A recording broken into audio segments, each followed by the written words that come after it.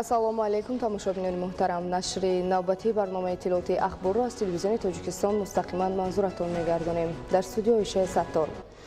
гурӯҳи кории мақомоти иҷроияи ҳокимияти давлатии шаҳри Душанбе дар ноҳияҳои пойтахт бо сокинон мулоқот намуда бо паҳн намудани варақаҳои тарғиботӣ ва тақсимоти ниқоб зарурияти риояи гигиенаи шахсиро ба аҳолӣ фаҳмониданд. ҳамзамон ба сокинон маслиҳат дода шуд ки нисбат ба саломатии худу атрофиён бетарафӣ зоҳир накарда барои эмин мондани худ ва наздиконашон аз ин бемории хатарноки сироятӣ ба марказҳои саломатии макони зисташон муроҷиат намуда ваксина гиранд. гузориши хабарнигорони мо.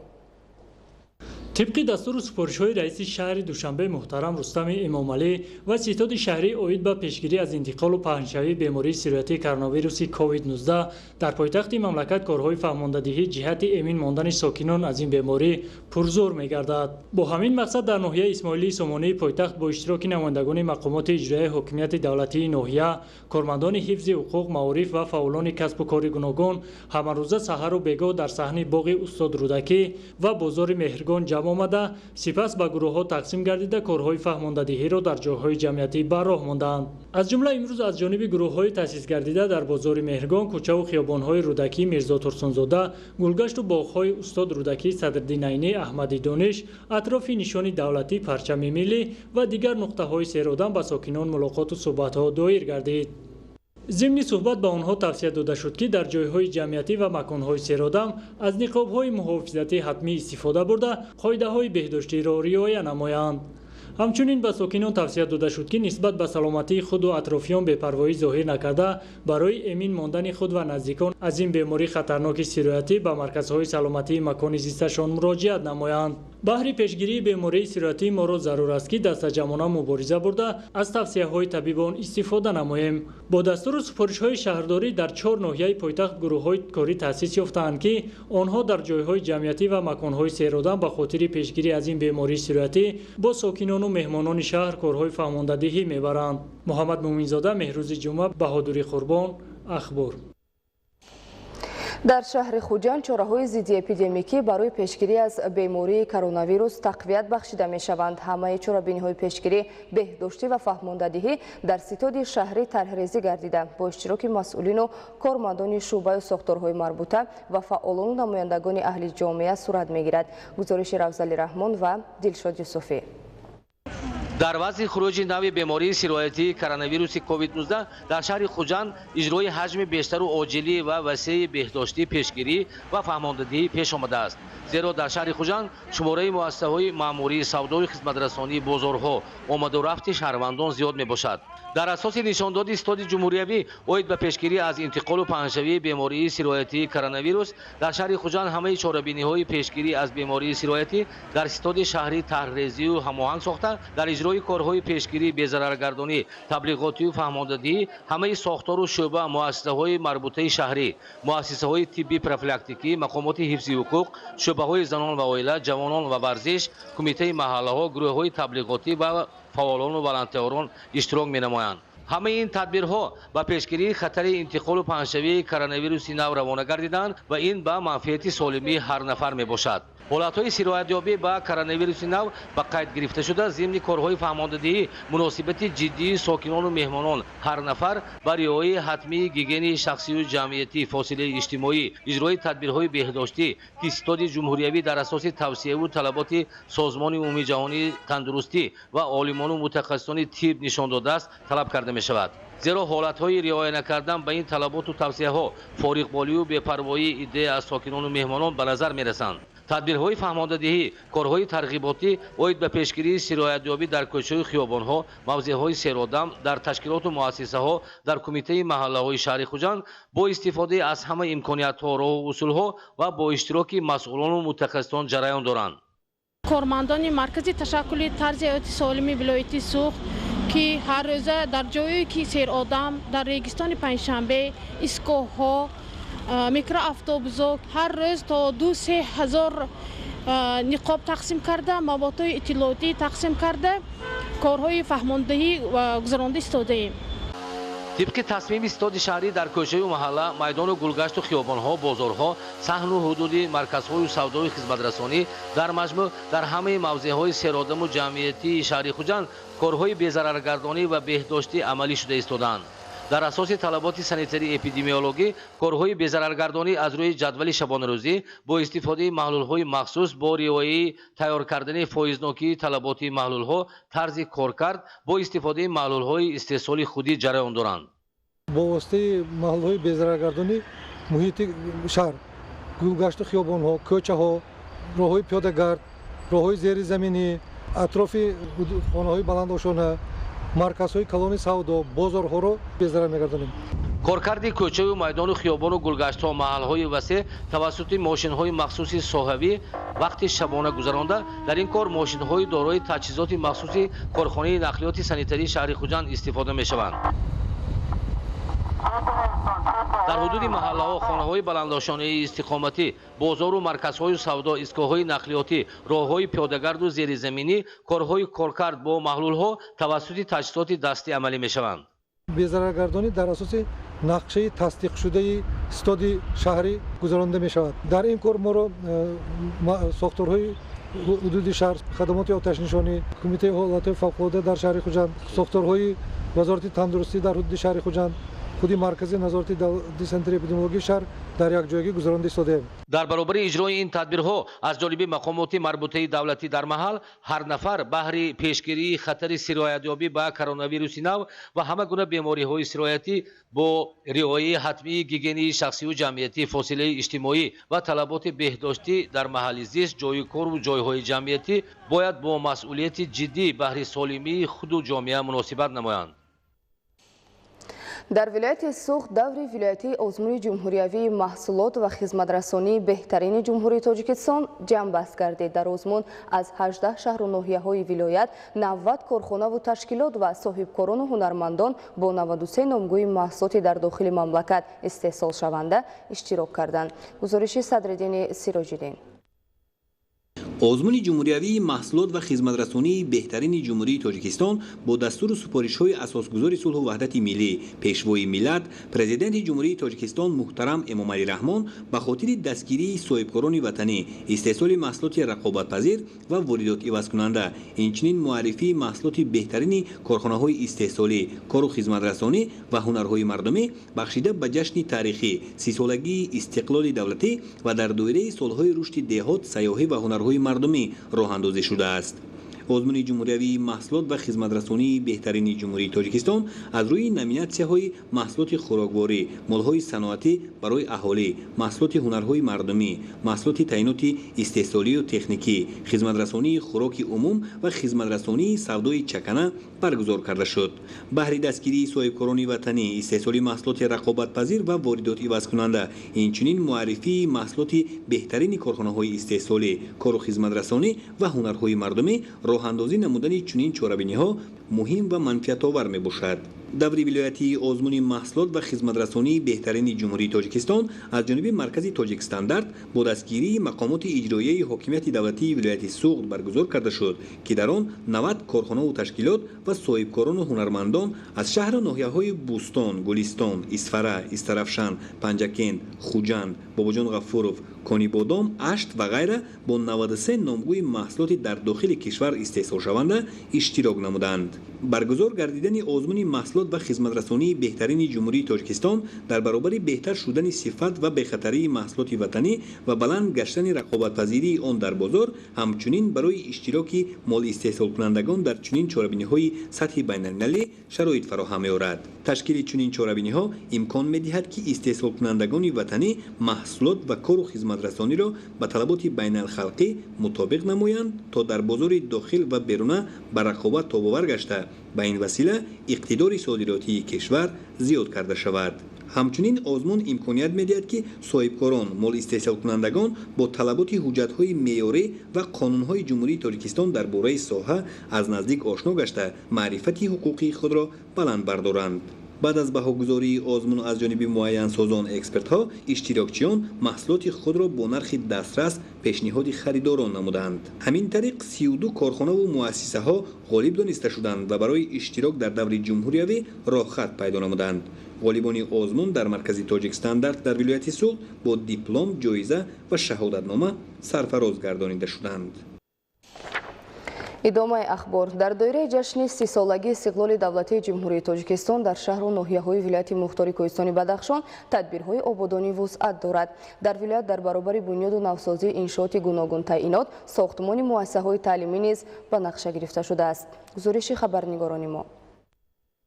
توسط ساختمان اینفراساختور مهم اجتماعی در شهر خاروق ولایت مختار کوهستانی بدخشان، کارهای بنیادی در مؤسسه تحصیلات میانه عمومی رقم 5 شهر خاروق از ماه مارس سال 2020 آغاز گردید. تا به امروز علاقه 65% کارهای ساختمانی از جانب بناکاران محلی انجام یافتند. طبق معلومات پادرچی ساختمان جمشید بوریبکov، مبلغگذاری اساسی ساختمان بنای آذرزمان مؤسسه تعلیمی اتحاد اروپا به حساب رفته 7 میلیون سومانی مبلغ را برای تعمیر و از نوسازی بنای تعلیمی روانه کرده شد.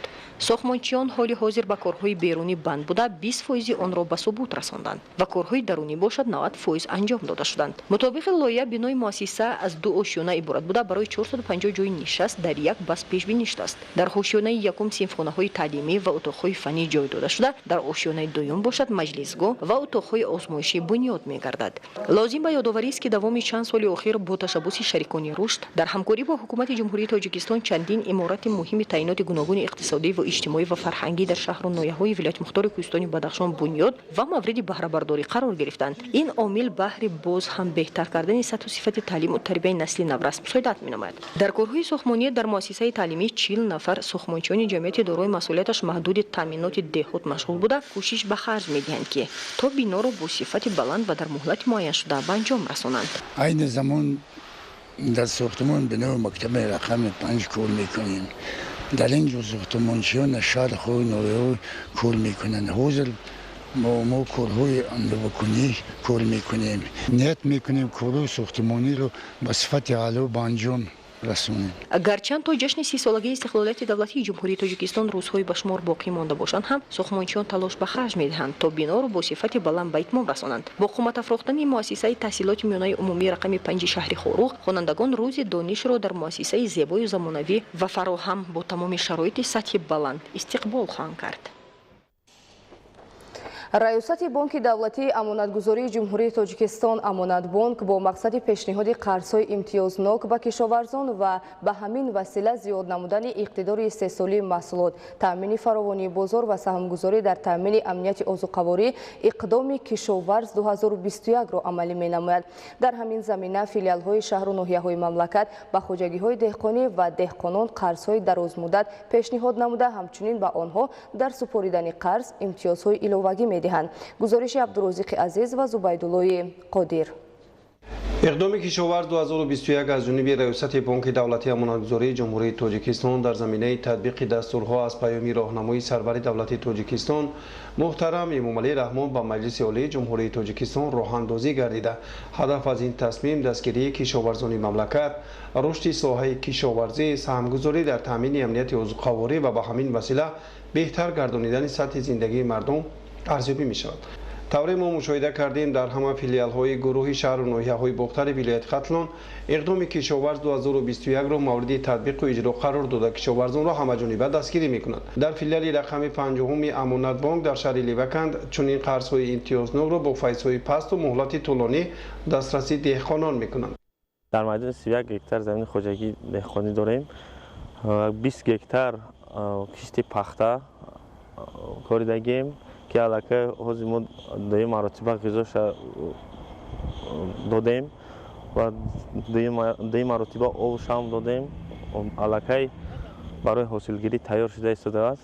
از فیلیال رقم 5 امانت بانک شهر لیوکند با مبلغ 60,000 سوم قرض امتیازناک گرفتیم که در 6 ماه امتیاز علاقه ما کشت پخته ما جمع‌آوری کرده میتونیم تا مدت امتیاز فایزهای مبلغ گرفته ما پرداخت می‌نماییم و بعد از 6 ماه ما با پراگی بعد از جنبستی пахта метавонем ки ба пуррагӣ пардохт кунем. Зиёдаи 40 нафар додагим таи 400 000 сомон. муҳлати мо 3 сол мебошад. то 6 моҳ барои кишоварзо имтиёз додагем, фақат фоизи қарзавай мекунанд, месупоранд баъди 6 моҳ баъд маблаға мисол пардохт мекунанд. дар филиали рақами 44 бонки давлатии амонатгузории ҷумҳурии тоҷикистон амонатбонк дар ноҳияи бахш иттилоъ доданд ки бештар аз як соли охир ба деҳқонони ноҳия қарзҳои дарозмуддат доданд. мо низ мушоҳида кардем ки кишоварзони ноҳияи бахш маҳсулоти гуногуни деҳқонӣ истеҳсол намуда ҳам бозору фаровон мекунанд ва ҳам ҷиҳати арзонии арзиши маҳсулот фазои муносиб фароҳам меоранд.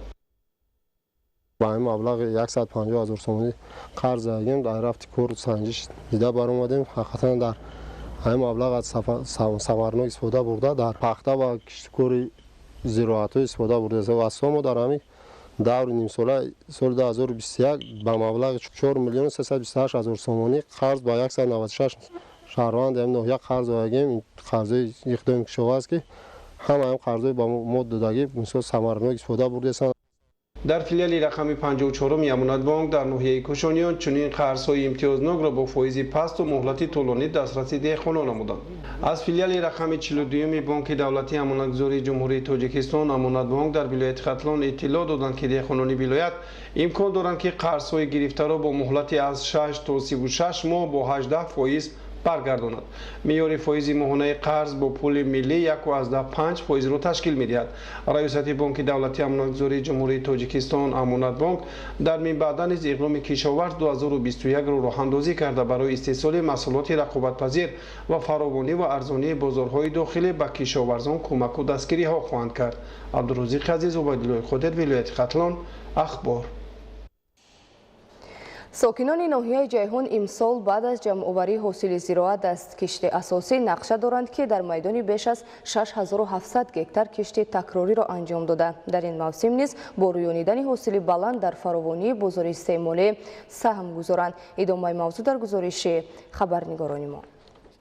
кишоварзони ноҳияи ҷайҳун вобаста ба шароити созгори иқлим ва обу замин баробари дигар зироатҳо махсусан дар самти истеҳсоли пиёзи барвақтӣ, сабзӣ, полезӣ, пахта ва лимӯ таҷрибаи бой дошта ҳамасола аз аввалинҳо шуда маҳсулоти хушсифати барвақтиро пешниҳоди бозори дохилӣ ва хориҷӣ менамоянд. имрӯзҳо дар ҳама хоҷагиҳои деҳқонии ноҳияи ҷайҳун дар заминҳои аз ҳосили даври аввал холӣ гашта кишти такрории зироатҳо идома дошта. ба гуфтаи масъулин ҷиҳати таъмини саривақти дурнамои пешниҳод гардида дар ноҳия ҳама шароитҳои лозима фароҳам мебошад.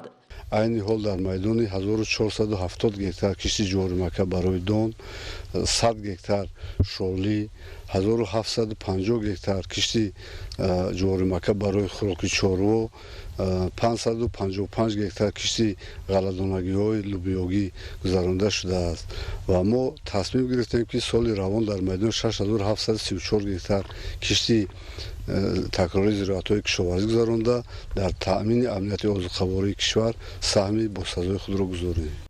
طبق اطلاع مسئولین کشاورزان ناحیه جیهون امسال در کشت اساسی از روی دورنمای معین گردیده باید در میدان 16814 هکتار کشت زراعت‌های گوناگون را به راه می‌ماندند، ولی در نتیجه تدبیر اندیشی‌های نتیجه بخش و نقشه چاره‌بینی‌های مقامات اجرایی حاکمیت دولتی توانستند که این نشانداد را به 18150 هکتار رسانند که به 108% دورنما برابر بود. از هر یک هکتار پیاز بروقتی به حساب میونه از 400 تا 500 سنتنری حاصل جمع‌آوری شد.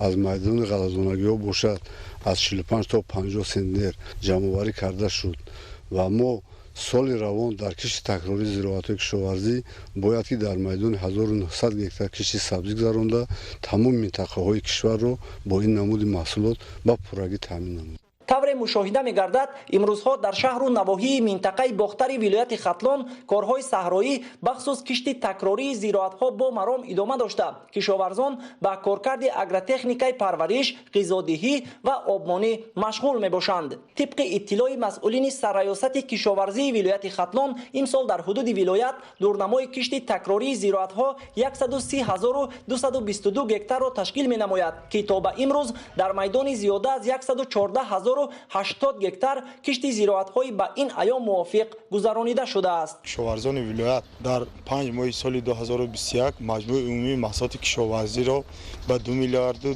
279 миллион 831 ҳазор сомонӣ расонданд ки нисбати соли 2020 ба ҳамин давра 303 миллион сомонӣ зиёд мебошад. кишоварзони вилоят то ба имрӯз ғалладонагӣ, ғалалӯбиёгӣ, полезӣ, сабзавотҳо охири июл ва аввали моҳи август кишти картошка ки такрорӣ оғоз мегардад. сокинону кишоварзони вилояти Хатнон ҳар ваҷаб замине дар ихтиёр доштаашонро самарабахш истифода карда бо рӯёнидани 2-3 маротиба ҳосил дар як сол ҳиссаи арзандаи худро дар таъмини фаровонии бозори истеъмолӣ ва дар маҷмӯъ таъмини амнияти озуқавории мамлакат мегузоранд.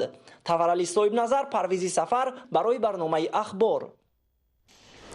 биёндагони гиромӣ, нашри навбатии барномаи иттилооти ахбор ба анҷом расид. Хайр, саломату сарбаланд бошед.